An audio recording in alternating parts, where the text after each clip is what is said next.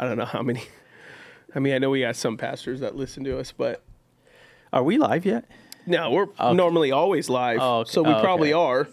Yeah, okay. yeah. Okay. Andy always just be once everyone sits at the table, he hits record. Yeah. Did Andy update his hair decision? I think you got to adjust my head on mine, Andy. I'm like, my head's peeking out. Oh, good. I could look at his hair. I could go. Oh yeah. No, he's got Okay. He's still working with something, but you're growing it to get like a little. You want to do like a little sizzle? The size a little bit, and then I just repermed it because it was getting straight again. Yeah. We don't want that. Yeah, we don't want it straight. You got to get that perm rolling. I like it. Is my mic on? No, it's Oh not. no, it's not. No, it's not. They Lord knows I'm loud. Oh, hello. hey. There it is. yeah. Hey, your Would've- coffee says yay. Yeah. Well, I heard that they have to write something. No. That's Yeah. They don't do names anymore. They don't do names. But they have to write a note. So sometimes it's just a smiley face, and you're just like, okay, you just. I know. You I know. gave up I and know wrote your. yay. I know your daughter manages a store, but I have to be honest. I can't tell you the last time I had a good coffee at Starbucks. Okay. I struggle with it now. And then I go with my old classics, and I just go, man, I What's your old classic? I can't. An old classic would be like a shaken espresso, just a basic vanilla latte or whatever, iced. Different iterations of that. I just can't, I won't even finish it. I'm on the same page. Yeah. I go to Starbucks as a father. Yeah. His Now daughter runs one. I will tell you the ham and cheese croissant. Yeah, for sure. Smacks. I'll do an iced coffee. It's dangerous. I'll do the I don't know the language though, like brown sugar, Shaken shaken espresso. espresso, Yeah. extra shot of espresso with a pump of Pistachio or what? no. Yeah, it's just I'll get it and I'll be like, dang, this is my jam. And But then I think that's why everybody alters the drink so much. They don't trust the menu. So then they're like, oh, let me get a this. They have to make their own because Yeah. Starbucks is such a part of the culture. So I have Starbucks, but then I don't like their menu. So I've kind of created what I would do. I'm gonna make my jam. And then now, Phil, I'll give Phil credit. He put me on, and now it's just kind of I really only drink two things. I'll do like a Spanish latte. This is from Nook, like vanilla Spanish latte, something like that. Or what I'm doing majority of the time now, though, is just espresso and Fever Tree tonic. Just tonic water. Talk to me about that. It's fire. Have you had it? What is that? It's amazing. So like the last time I was on the pod, he just had black coffee. It looked like a burnt lemon on top of it. Yeah, I can make, so I can make them at home too. So I can make them quick at home. I got an espresso machine, so just boom, Oh, 2 you shots made of that espresso. one. Yeah, the one you saw, I Okay. I made that, and I have freeze dried grapefruit, orange, lime, lemon, depending on what zest I want to put in it. It's all freeze dried. Yeah. and then you make the espresso shot. So I do 2 shots. Then I throw the limes or the lemons in there, and I let it like rehydrate it. So then the kind of flavor gets in. And then you just take Fever Tree tonic water. It's like 70 calories, so it's not a ton. And then you put that in, just tonic water. And then so basically it's like a carbonated Americano. That's essentially the theory of it. But Fever Tree tonic has about like 10 grams of sugar. So it by itself, it's like enough. It adds something to it. It adds a little bit of sweetness, which is I like, but then I don't do the cream or anything like that for that. And it's just fire. We have more hot days in California than anything else. So on a hot day, which 90% of the time, last time we did this like pastors thing, and I brought my espresso machine and how many pastors did we put on it, Phil? Maybe like 12 pastors we put on the espresso tonics. You said 12. Yeah, dude, these dudes, it's one of those man, things they that were sounds like it doesn't make sense, but Yeah, I don't know. I'm it's fire. curious. I'm surprised you I'm guys a haven't tr- tried I'm it yet. I'm gonna curious. I've try never it. heard of this until right now. Really? You never see like me and Phil with it just looks like black coffee, but Oh, it's he has. really Look, we Yeah, have a paid case no study Phil's right got here. one. Oh, he's got Yeah. one. Yeah, he's drinking it. Yeah. It's just You either love it or hate it. yeah. Go yeah, ahead, take yeah, the cap yeah. off. Yeah, Have him yeah, take yeah, have him take a taste. Yeah, Have him have yeah, a yeah. taste. Doing a little I taste testing. I think it's fire. It's right, yeah. I'm gonna be honest. And I normally do about like a half of a pink sugar on it added too, but I'll have it plain Did straight you up. add anything to this? This No, is he just did coffee plain. with the Fever Tree tonic. Nook used Fever Tree too. All right, hold on. Dude, it's Little slurp sound. That works. I'm telling you. That works. I'm telling you. That is different because it has an 808. Right, It has some right. bass And it to has a it. little It's got dried it's orange got a in it? drum line on Yeah, there. yeah. Yeah, they But do a it has- freeze-dried lemon, right? Is it lemon? Yeah. Okay. Because if you want, Okay, to I get it. because I it gets get the it. job done. Well, For okay. sure. Yeah. I like that. And you're not crushing calories, right? Yeah, You're not yeah. having milk. And I take the European standard. Any coffee afternoon can't have milk anymore. You know, Can't. so no, can't. Yeah. It's mess with your stomach. Yeah. So milk's for the morning. So I'll do a latte all the way up until the morning. If I go afternoon, like after 2 or whatever, and I still need coffee, it's just either of espresso or an espresso tonic. No milk anymore. I can't. Yep. So if you're on a carnivore diet, you can't do that because of the fruit. Well, you don't have to have the fruit in it. You just do that with the Yeah, yeah. espresso. Yeah. But then there's no flair to it at all. Well, you can add artificial sugar to it. Yeah. Just like a yeah, stevia for or sure. whatever. Yeah, Okay. you could do Yeah, that. Yeah.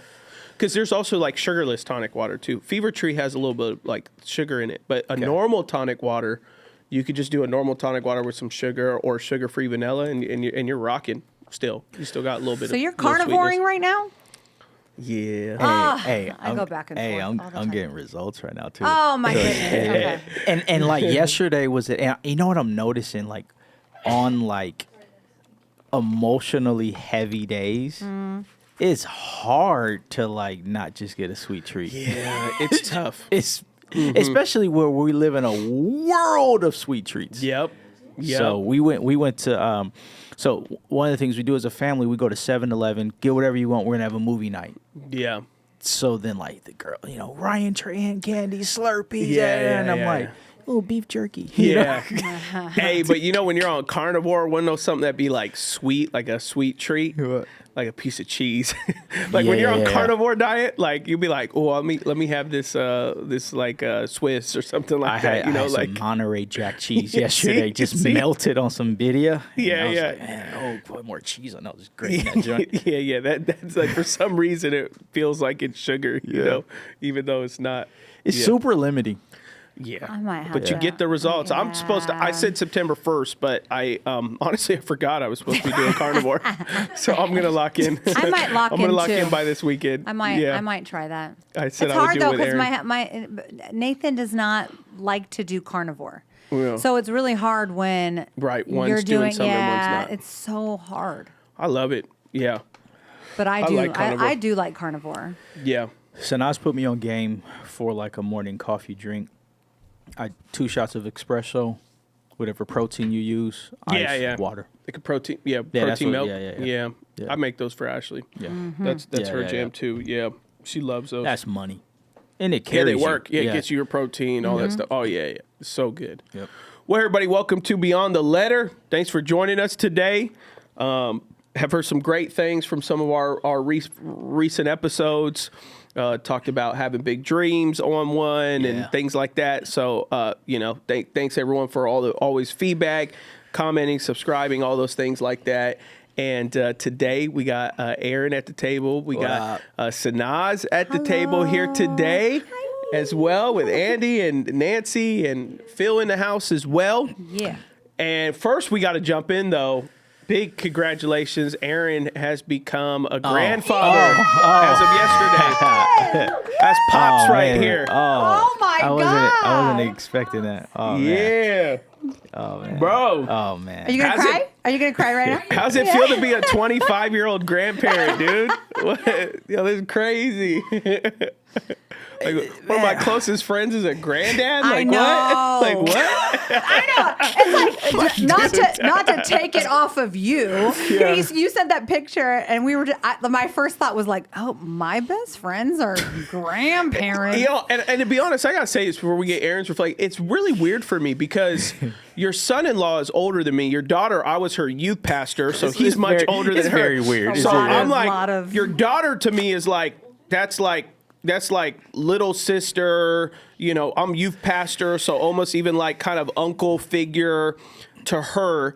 And then she marries a guy at our Pomona campus who then now Colin's on staff, great friend of ours, and obviously your son-in-law. So it's like now Colin's my friend, but he's also older than me.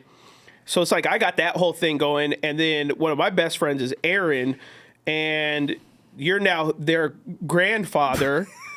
So then that baby, I'm going to know them more as a grandparent than I will the uncle because of my relationship with you and Erica. Yeah. So it's just a whole conundrum right now, it's you know? weird. Like, We're all walking into a new stage of life right now. yeah. Because of you guys. That's wild. Well, But dude, 24 hours, right? Yeah. As a grandparent. Yes. Yes. I will say, I got a little emotional seeing the picture of you with your grandson because you are a girl dad. Yeah. And you Yeah, have yeah. wanted a little boy for Yeah. so long. Yeah. I could see it in your eyes whenever you're with my sons or you're with Adam's sons, Oh, and yeah, you Matthias have this coming, like, throwing him in a the pool and like everything. urge to have Yeah. a little boy. So seeing you with this little boy, knowing that he's going to be like the guy in your life, it's cool.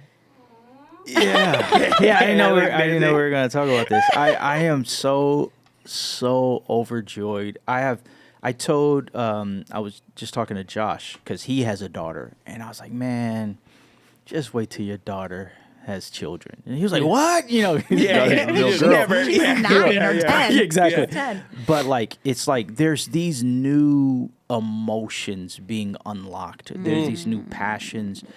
There's these new like, hey, like it's not my turn. It's kind of like what I'm thinking. Like it's like I want to set up my family. I'm like, I get to hold them, and I'm like, this is what life is like. I remember, like, this is 2025. Me and Erica said, oh, we don't want to have kids. Even before I got married. Like, I don't want to be married. I don't want to have kids. Blah, blah, blah. In my reflection yesterday, my highest joys in life are connected to my wife and kids.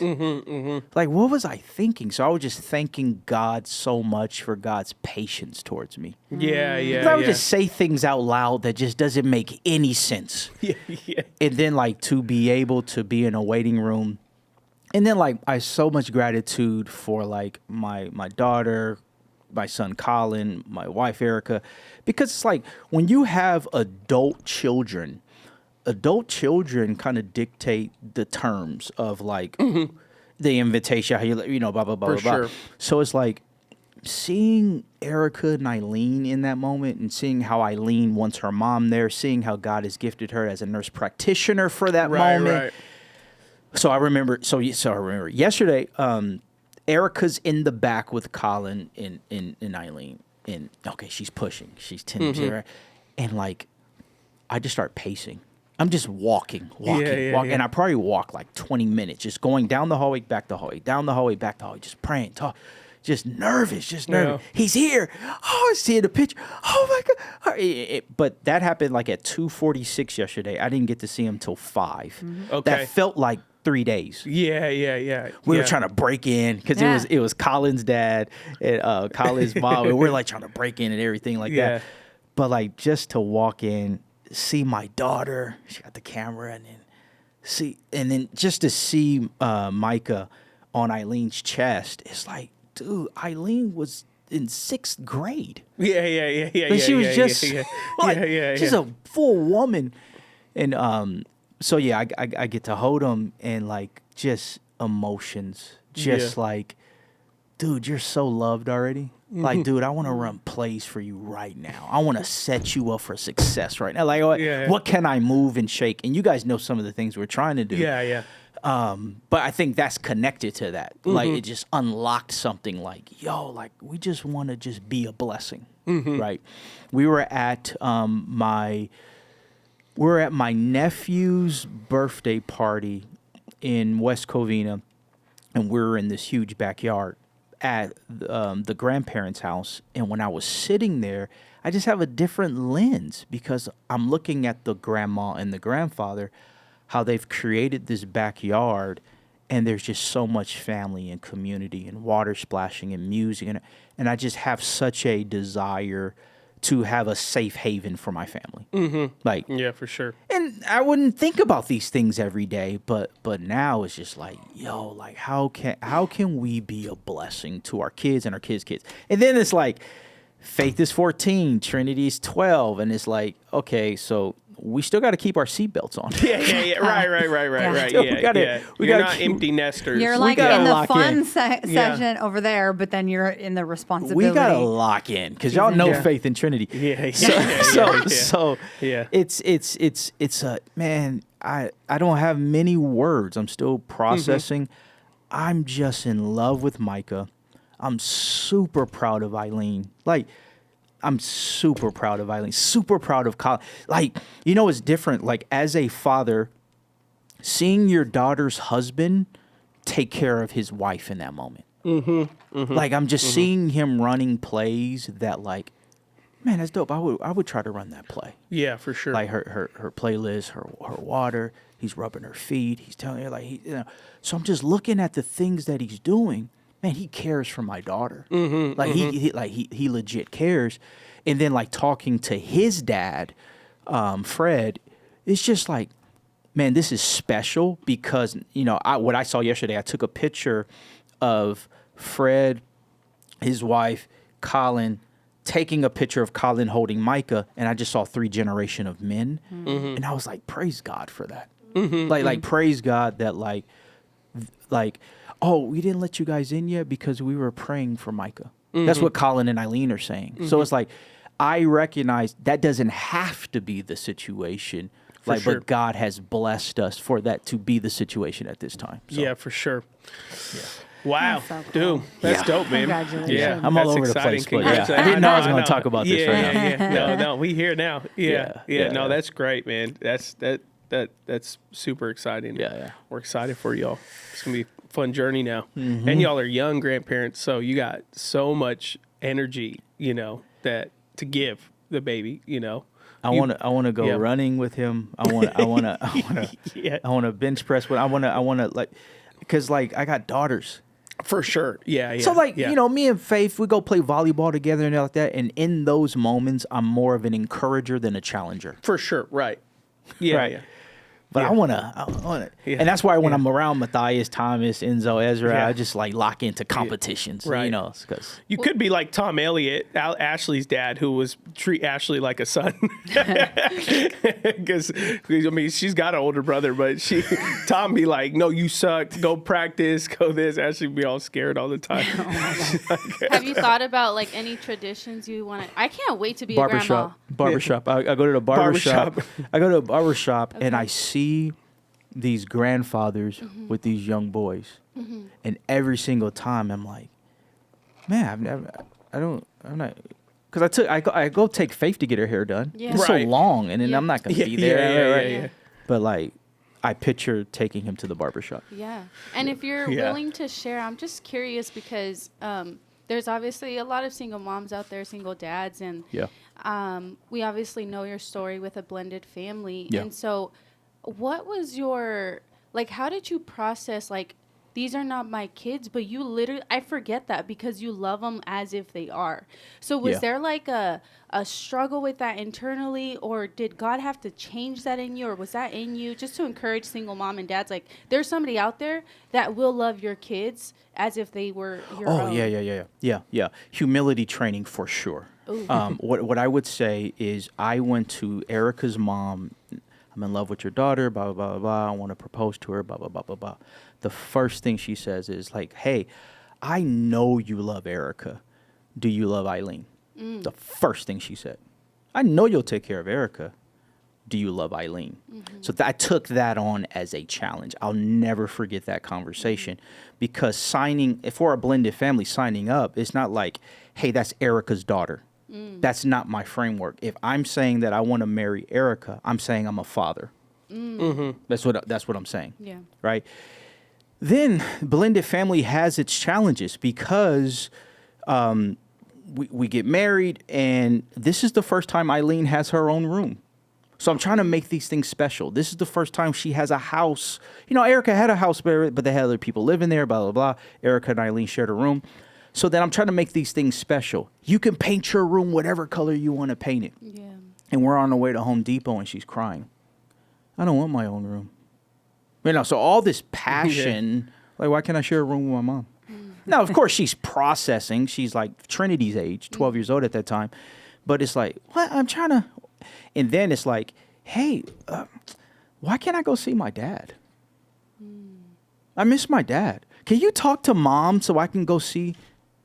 But she's trying to use me as a liaison. To go see. I'm like, so humility training. Because during that time, I would get so angry. I would get so hurt.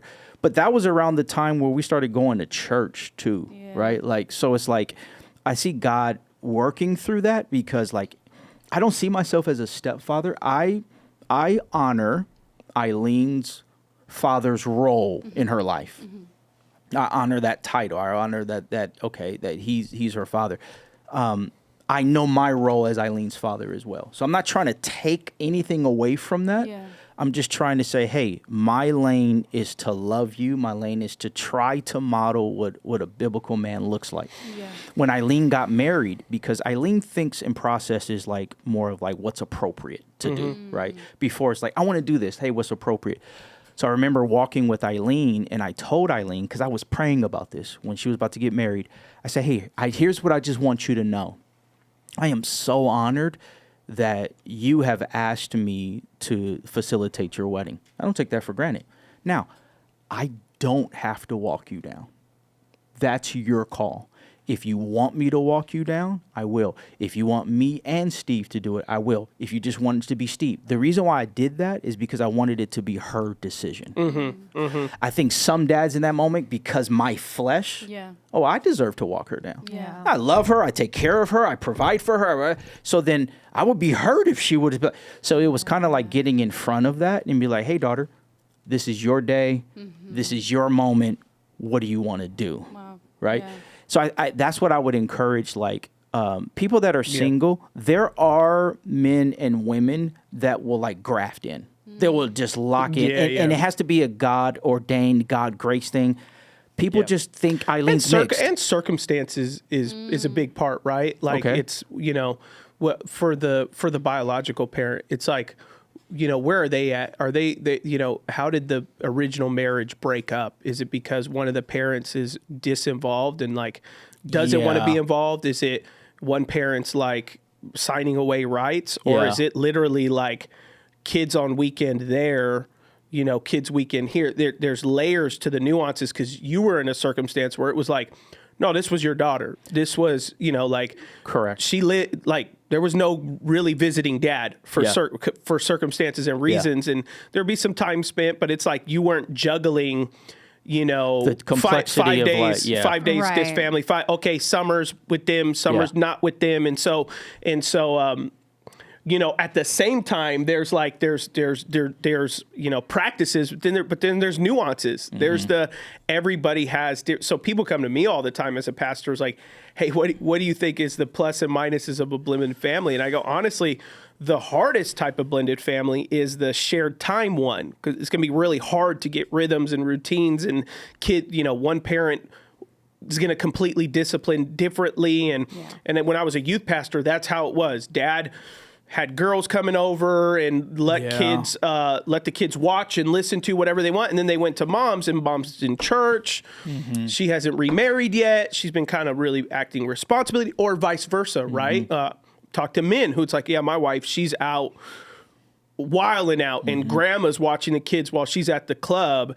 And then they come to me, and I'm trying to like, and it's like, well, that's hard, you know? And so there's an element that definitely wasn't easy for you in any way, but also you had it where, because by the time I met Eileen, it was like, this is my dad. This is Aaron. This is my dad. I thought you guys were, I thought she was just a mixed kid. You know, I didn't know she was your stepdad. By the time I meet her just a few years later, you know, I meet her at 16 or something like that. And to her, she's like, this is my dad. And then when I find out stepdad, I'm like, wait, well, hold on. What? Like, stepdad? What do you mean? You know, and then more context to family and stuff like that. And so, yeah, I mean, they're obviously the way you guys handled it has just been such a God moment, the way you've led through it, you know, because I would have never known when I meet her 4 years after you marrying Erica, that there would be any difficulty, because I never got that from Eileen, until the first time she came and asked me advice about her biological father as her youth pastor. And I was like,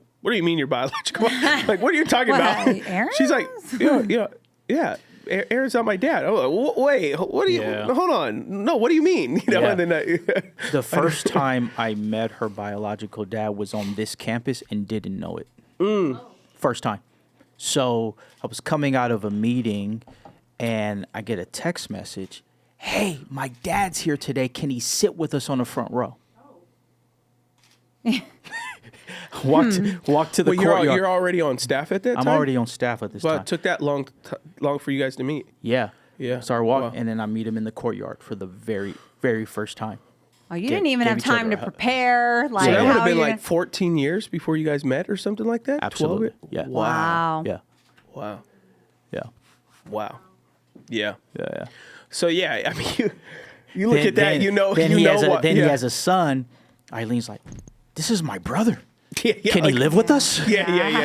You're like, hold on. So there are those complexities. Oh, yeah. But like to your point, sure. I think that there are awesome moms and dads, and they're not married anymore. So that's a blended family too. And it's like, you're not a single parent. You're navigating the complexity of shared custody or so forth. Yeah. But what the challenge is, will the kid, as they progress, be clear on what values are? For sure. So it's up to that woman and that man, whether this is how we live our life. Okay, it's best if we demonstrate the values. Yeah. But hey, let's agree on what values we want our child to be raised with. Yeah, for sure. Yeah. And unfortunately, that's not always agreed on, which is always hard. And then It's hard to agree on that with married couples. Yeah, for sure. Yeah. Yeah. And then and oftentimes as pastors, we get like thrown in the middle of it. Correct. Right. And it's like, well, one of them doesn't even go to church. I don't have no authority. Like I don't have any authority in their life. Even if they came to church, that doesn't automatically mean I have authority in their life. And that's always hard. Yeah, for sure. The last thing I'll say about blended family is like, I don't think the father or the mother in whatever context starts with influence. Oh, for sure. There's an authority figure figure role, but just honoring the fact that Erica and Eileen have rocked for 14 years. That's all she knows.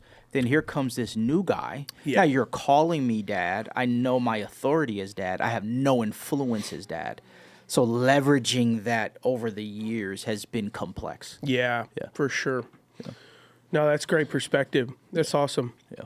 Well, let's take somewhat. It's not really. I wouldn't say. It's not a. It's a detour, but it's what I wanted to talk about. But it does kind of flow in the same rhythm because I don't know if you guys seen. Maybe you have Sanaz on Instagram and other things, but there's a guy who's blown up kind of within the Christian space. Who now I know many of these testimonies. We have two in. For instance, right now in our church specifically, but this is one he's decided to go real public with his journey, which he was transitioning into being a woman. Oh, and God got a hold of him, and now he's detransitioning and like fully in love with God, fully like listening to sermons, love with the Word, aware of their flesh, and he does daily journeys. Here's where I'm at, day 37 as a Christian. I mean, you can follow it, I think, as early as like day 3 of being a Christian or something like that. I mean, he is like, he's literally marking his daily walk with Christ and what God is telling him. And so he's decided to, he was detransitioning, but even in those, I think this is the one I'm going to play, but it was this one or we'll play it and see. But if I tell it ahead of time, there's another one where he said, hey, I failed today. I woke up weak, felt like I wanted to quote unquote be myself again. And so I put on a dress and some heels and went out grocery shopping. And I'm not proud of myself. I came back and he's like, I just, whatever he says, like I've confessed it. I, apologize, all these things but he's processing theology out loud. How could my sin as a trans person, be the same as someone who just steals an apple from a grocery store, and like, what are those things? And so there's all these kind of pastors and theologians, because he hasn't found a church yet either. He's looking. He's looking. He's like, Methodist, kind of Pentecost, and he'll tell you, "Oh, come with me," and he's not critical at all. Like, he doesn't. He's not like growing his platform off of like, look at the ugliness of Christianity. This church. He's just like, no, I'm exploring what is going to work for me and my development. And then, he's like, people keep inviting me to like, gay affirming churches, and I know I don't relate to that. God's changing my life. That's not something I'm comfortable with. And so there's one specific video, or there's a bunch, and we could find his name. I forget. Maybe it's listed on the thing, but Andy has a clip. It's kind of, it's not a long clip. It'd be long for social media. It's probably minute and a half, but this is like, and he'll say what day he's in of his journey more than likely. But the reason why I said it goes in what we're saying, because it's kind of talking about grandfathering, children. What he emphasizes a lot is how he's discovered that he's a child of God. Okay. And he never viewed himself as a child of God.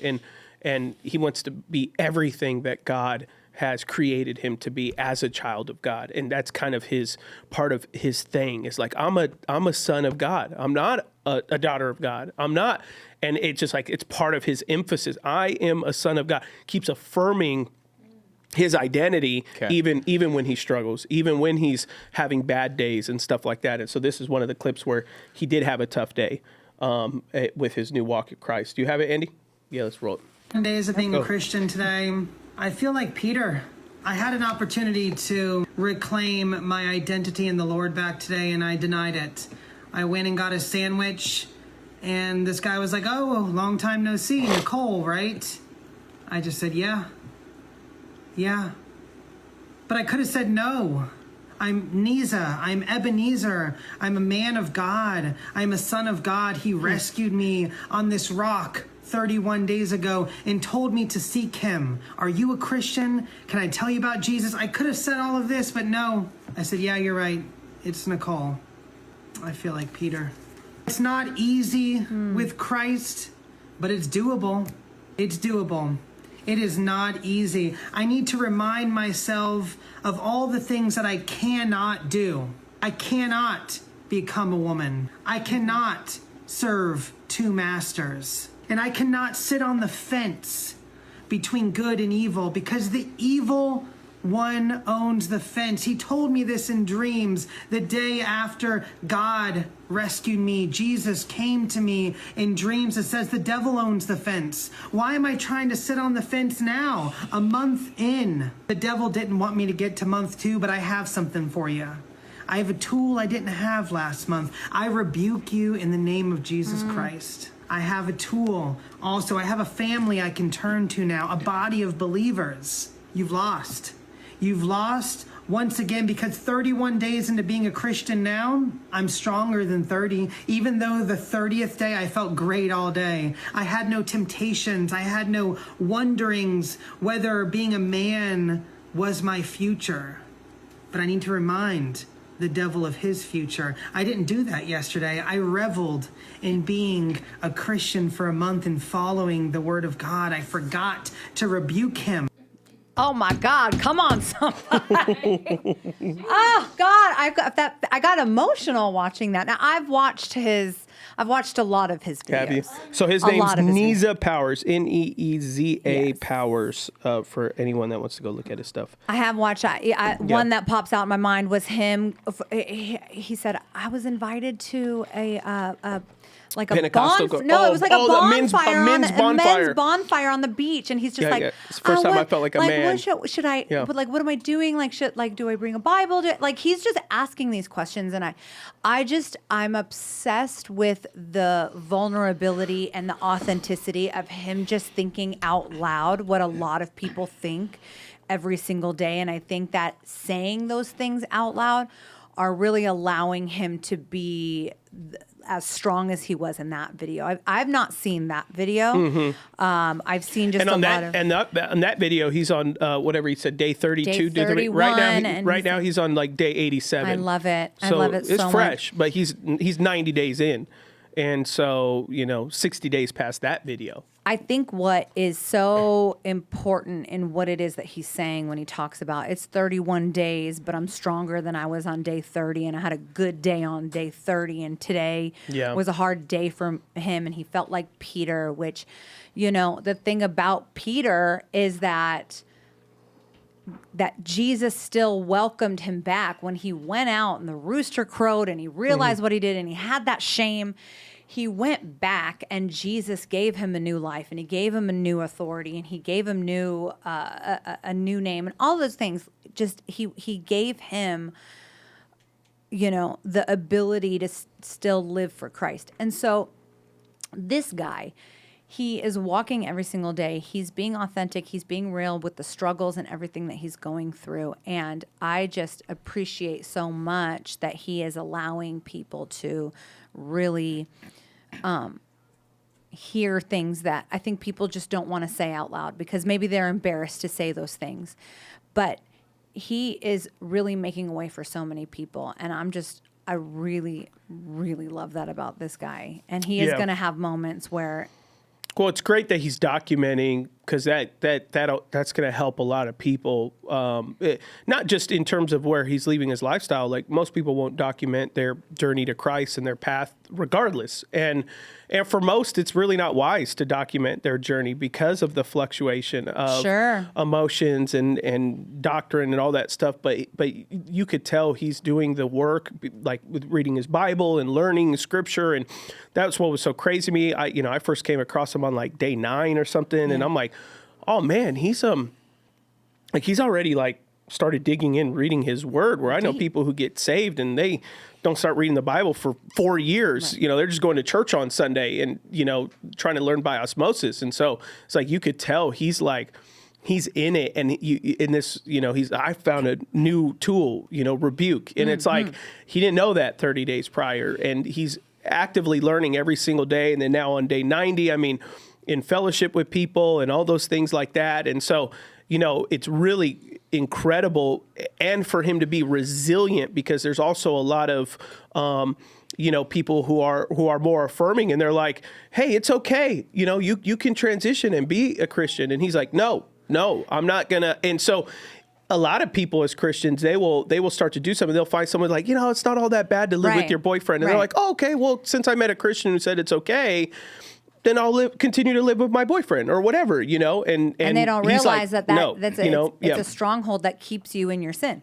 You crack the door, and then eventually it opens more and more and more, and then you've gone through the door. You didn't even realize that you walked through it.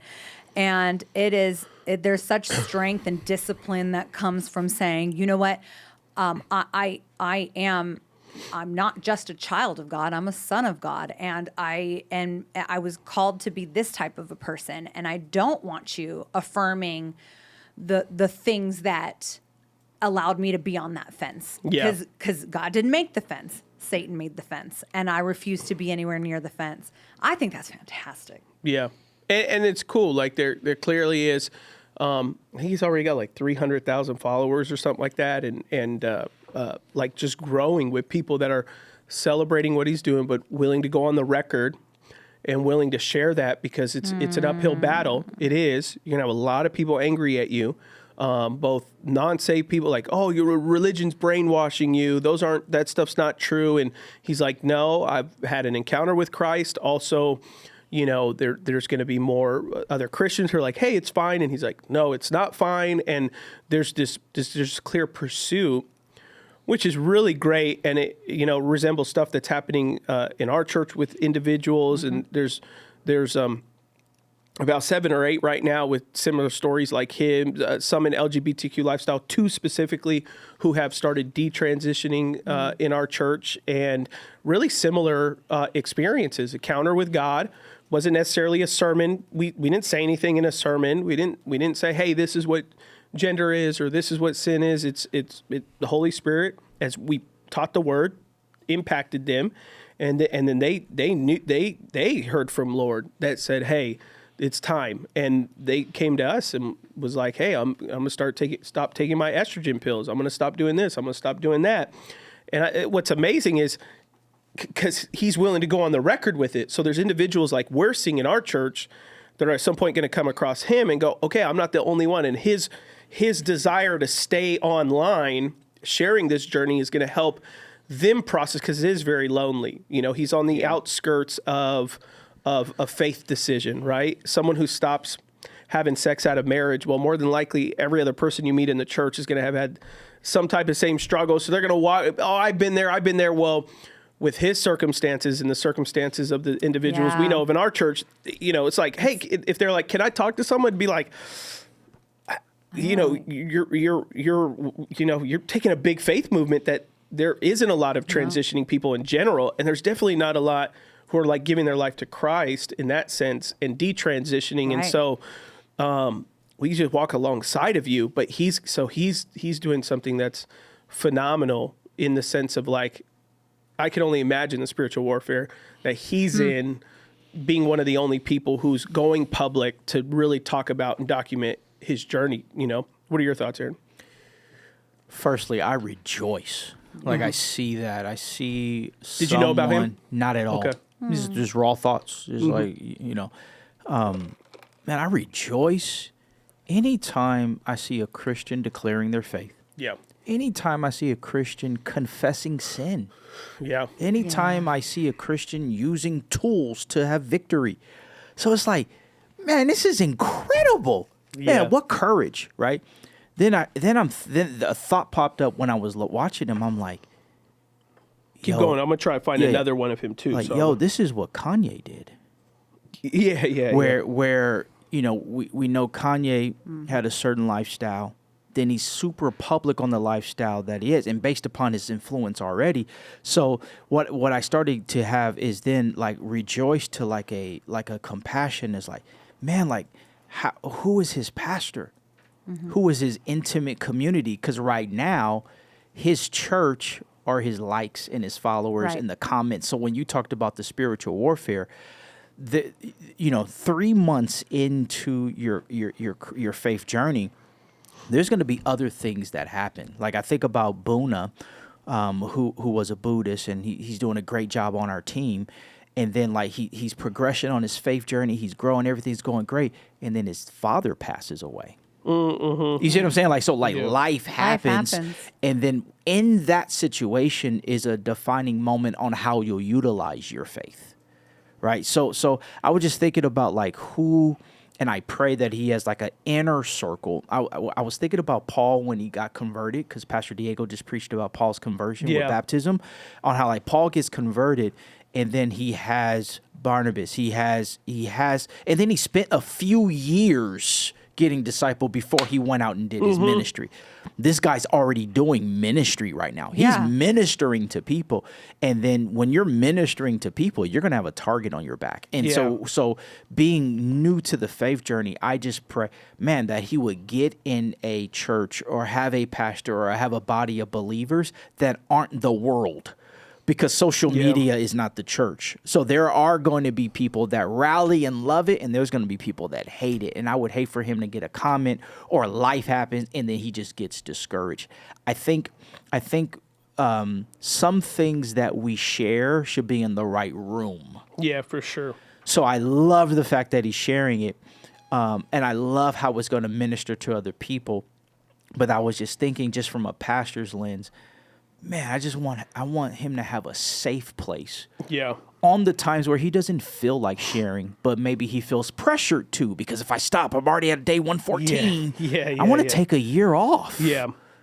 I don't want to do this no more. Yeah. Like, that's okay. Like, and having somebody next to him in that situation. Yeah, for sure. For sure. And what's interesting is, like, if you deep dive,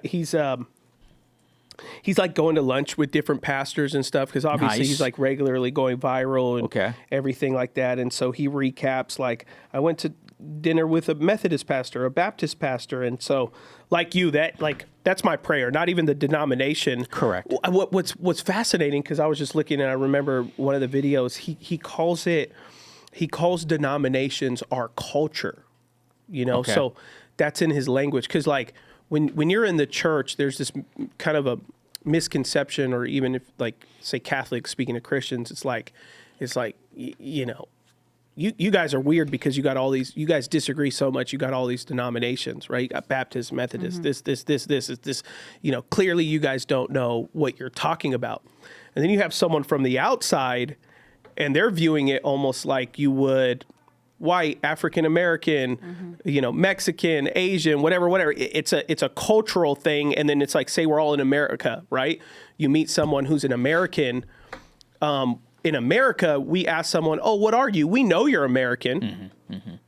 But then we go deeper, like, well, what's your culture? What's your background? Yeah. And I think what seems to be interesting is that's the way he kind of views it, is like, okay, you have Christians, right? Yeah. And he's like, and then you have these cultures within Christians, which are the Methodists and the this and the this and the this. But he's even like, I know people said don't go to the Mormons. He's like, but I'm going to go to a Mormon church today. And then he's like, yeah, no, that's not it.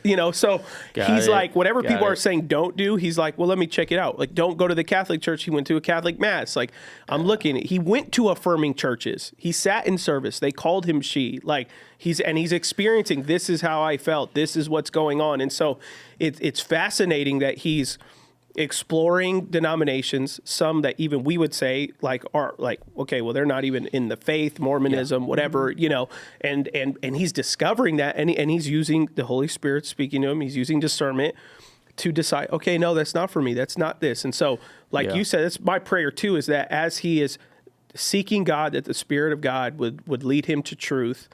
And also, at the same time, he has this childlike wonder to see from his view. He's not really seeing it right now as like walls and barriers amongst denominations. He's seeing it as like, oh, look at all these different cultures within the Christian church, just like ethnic cultures or whatever. And it's like, oh, that's pretty cool. I've never really heard it, put that way, but you're not, you don't know Christianese, so you've never been ingrained with the, hey, we don't rock with Baptists or we don't rock with Presbyterians. Sure. He's just going like, oh, cool. Oh, and that's the little nuances that you guys believe. Oh, okay, cool. Yeah. Well, I'm not comfortable with that, but all right. And then moves on, like it's really cool. I think one time he went to church and he was just like, I kind of liked this church.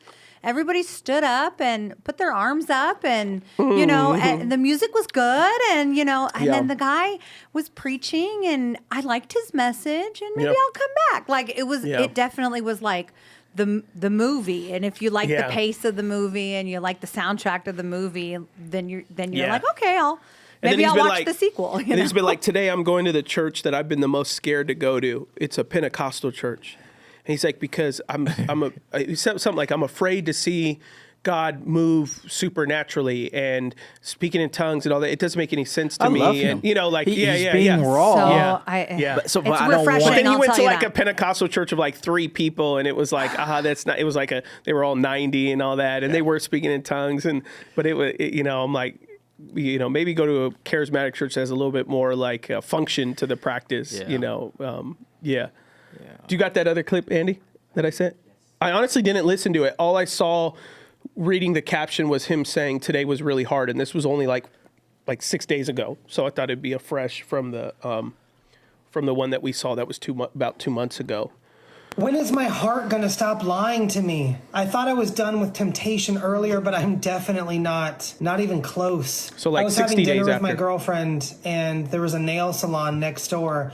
And the devil is using nostalgia as his greatest weapon right now. I'm remembering times of getting my nails done as Nicole and just feeling so pretty and so confident afterwards. And in my head, I'm making this plan up like tomorrow I'm going to go out and get my nails done. I'm thinking about which color I'm going to get. I'm thinking about all these things that are going to make my heart feel good.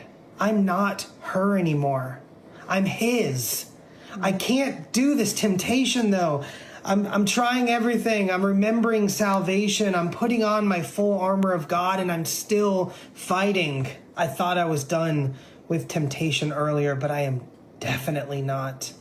If you're a Christian and your life is easy, I don't know how. Because I want to deny myself more and more to get closer to Him, and it's such a struggle. It is so hard. So yeah, maybe I had to leave that date early, but I'm going to continue to press on. And I've never asked for prayers before, but I need them. Heavenly Father, please come to me now and comfort me and show me that the path is narrow but righteous and that it leads to you every time, because I am struggling now in my attempts to obey and be disciplined for your love. Please continue to show that love to me. Let it pour out from every cell of my being, and I will continue to follow you, even in these low moments. In Jesus' name I pray, amen. I'm not going to go get my nails done tomorrow.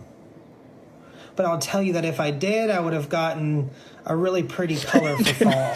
Maybe like a dark brown or something. So instead, I'm going to go take my girlfriend out, give her a gift card. I'm going to tell her, hey, babe, you go get your nails done. Go get a pretty fall color. And while she's doing that, I'm going to stay in the truck, read my Bible, and obey. Oh. On top of that, with the girlfriend, now as well. Well, from pretty much from the beginning, of that experience. Yeah. I think anybody gets drawn to like relatability, struggle, like story. And I saw him listen. I'm like, man, in Jesus' name. Like I'm with him in that. So I think that's incredible. He's just sharing. This is where I'm at. But he's putting it out in a world that's depraved. For sure. Like he's putting it out in a world that mocks pastors. Yeah. That have pure hearts and are trying to that are just like so again, it's just like, hey man, how are you and your girl doing? Like what's the follow-up, the discipleship, like who's pouring into For him? sure. Yeah, that's the prayer. That's the desire, because that would online prayers are great, but there's nothing like prayers from people that know you, and that can encourage you. So the fact that, and maybe he has some new friends over this 90-day journey that, he's doing both. Maybe he's doing it both ends. But that's my hope is like, one of the answers to your thing about struggle is it's hard to do it alone. And so I hope you need some people that are praying for you, encouraging you, all those things like that. On top of that, you need a good pastor who's going to be able to say, hey, you're not going to beat this thing in 90 days. Yeah. And normally my response to people, just to put it into perspective, this isn't it's not a black and white answer, but I get it all the time. I get, more than anything, we get people from the hood that come to our church. So these are, gang lifestyles, prison time, this, that, and the other, and anger issues, father wounds, et cetera, even girls, a lot of women feeling like they needed to, give their body away in order to gain, provision from men and stuff like that. And so I always get the question, they're like 4 months in, 5 months in, a year in, 2 years in, like, hey, when is this not hard anymore? For sure. When does the anger struggle end? When does the identity thing end? When does it, and kind of the language I put around it is I just say, hey, if you had to take a guess, how many years were you in your type of lifestyle? The good, men for provision, whatever, and whatever they'll say, 9 years, 12 years, 40 years, whatever. And I'll say, well, like you built a lot of habits that like your mind is renewed, your heart is renewed, but your habits, it's almost like you come home and you have a habit. You normally throw your keys on the table. Well, if one day I came in and I moved that table, probably for a few months, you would come home and just keep, I forgot I moved the table. I forgot how to move the table, because you've done that for years, right? Like, or let's just say your remote control to your garage broke, but for 20 years, every day you came home and that's how you open your garage, and then your remote breaks. It's probably for a long time. And even on days that you're tired and you're harder, there's going to be days where you're fresh and you're not going to press it because you're going to be like, oh, I already know it's broken. There's going to be other days where you're exhausted and you're just trying to get in the house and you're like, doop, you're pressing it and you're like, oh, this thing's broken. So what I try to tell them is like, I don't know how big of a habit you built in your lifestyle before you met Jesus, but it's going to take about that long to reframework new habits, because that's what you're struggling with. You are struggling with your flesh, so to say, whether it's pornography or whatever, but you're struggling with the with the result, the habit. When you had a very hard day, you were stressed, you went to pornography. And so the capability to overcome sin and defeat sin is there, but your flesh is going, let's just go to what we know. It's like when you go to the gym. But I know people who go to the gym every day, and they've done that for 10 years. And to them, a struggle is me saying, hey, don't go to the gym tomorrow. Just go take your wife out. For like, sure. I can't do that. Yeah. It's like, well, it's a stronghold. So it's different. It works different for people. So for him, I'd be encouraging him to say, however long you've been transitioning or identifying for Nicole, it's going to really feel like it's about that much time before you feel like you're like coming out of new habits. Now, can God do like an overwhelming deliverance miracle where like one day you just wake up and there's no desire? For sure. But the likelihood that happens, I know very few people that has happened to. More than likely, part of carrying our crosses is dealing with the habits of sin. A lot of Christians rarely pick up new sins. It's always struggling with the ones we had from before. It's not like it's not like, oh, I never dealt with cocaine and then now all of a sudden as a Christian it's like a new thing for me. It's like, no, I dealt with womanizing before Christ and I'm still struggling with that now. Or I dealt with cocaine before Christ and I still struggle with now. It's very rare that you develop new struggles, new sins when you're a full-on, believer. It is always the habitual flesh, the outer man that's like, hey, let's just go to this. Let's go to what we know. Let's go to what's easy. Let's just go to what alleviates us. So, I mean, that's one of the things I'd be telling him is to say, keep believing God for a pure deliverance, but also like you just said it today. You looked at the nail salon out of a habit. Yes. And so it's not your flesh is in there, but also your mind is just like, that was a play I ran. Yeah. It's like Exactly. someone Exactly. It's like someone who drinks coffee and caffeine all the time. You take it away and it's like, oh, my mind, it wants caffeine. It's not that your flesh is necessarily weak. It's that you've developed a dopamine hit and other chemical things that reward joy based off of this. But then what the feeling wanes and then now you sit in your decision. And you're like, I shouldn't have done that, because the hit is gone, you're sober now and you're like, and he's speaking out of soberness, but it's like, when does this end? And it's like, it can end and it will end, but you're talking about probably years, So I think this connects because before you said, hey, this is not as much of a detour. So thinking about my grandson at 90 days, I have no expectations of responsibility. So I'm holding him yesterday. There is no thought 1 day old on like, hey, are you potty trained? Hey, by December, I'm going to need you to start talking. Hey, stop crying. Yeah. Right. I was running this morning and I was like, God, he doesn't even know English. Yeah, right. Right. Like, so it's like just reevaluating expectations. When Sanaz was saying, like, he's a child of God. We are children. So it's like when we're held by a father, are we humble enough to recognize, wait, Christianity, especially on the front end, is more about receiving God's love to influence how we see ourselves with identity. That like, I don't have to make up for this. I don't have to prove anything out of it, right? Because as I'm holding Micah, I'm just like, we want you to cry because that's healthy. Yeah. Right? Yeah. But all of a sudden it's like, no, don't cry. Wait. This is the stage that it's at, So I would also think like, hey, as you're confessing, like, don't put so much pressure on yourself as well for the responsibility. I'm supposed to be a mature believer. Yeah. 90 days in. Yeah. There's this story of a Bible study, and they were going through the book of Malachi, and then got into Malachi 3:3 that says that he, speaking of God, is the refiner and the purifier of silver. And the people in the Bible study, they didn't really understand what that meant. What does that mean? He's the refiner and the purifier of silver. Yeah. So one person goes and says, okay, I'm going to do a little research. I'll get back to you next week. And so she goes to a silversmith, a local silversmith, and says, hey, can I just watch you work? I just want to see what it is that you do. Didn't tell him about the Bible study or the verse or anything like that. So she goes to this Bible study. And she's watching the silversmith. And as the silversmith is working, he's explaining what he's doing. And he's saying, I have to sit and watch as the silver is in the fire. And I put it in the hottest part of the fire because it's in the hottest part of the fire where all the impurities and the imperfections burn away. Mm-hmm. She says, well, do you have to sit and watch the entire time?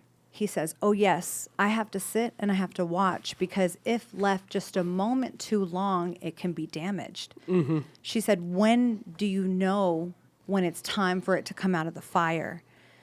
And the silversmith says, oh, that's easy.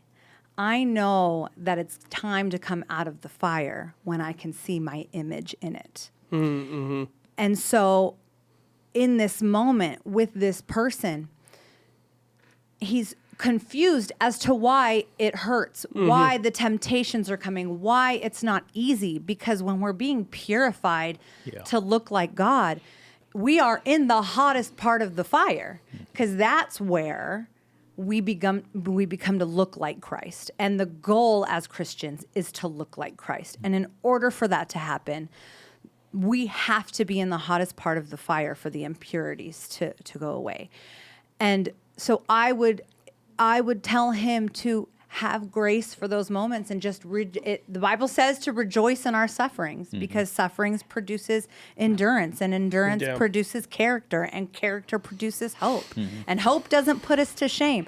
So it's these moments and learning and he's new. So he's learning these verses and what Malachi 3:3 means, what Romans 5 means, what all of these things mean, and to be able to knit it together for him to have that strength to get through the things that he's going through. It's not going to get easier. We get stronger. And in our weakness, he is strong. And we lean on that until we can truly walk and look like Christ and be able to get through these moments where it doesn't hurt as bad as it did before. It's a powerful story. And he knew what he was talking about because Sanaz has the on-brand fall nails right now. They're brown. Like he knows what he was talking about. He wasn't just faking the fall. That girl knows what she's talking about. Like she got them fall joints on already. You still got like 3 weeks till fall though. Well, she had a pumpkin. She had a pumpkin spice latte. The day before it dropped or something. You're an early adopter. And you're drinking an Americano right now, though. I am drinking an Americano. I had shown up. I said this to him. I showed up to the leadership sprint.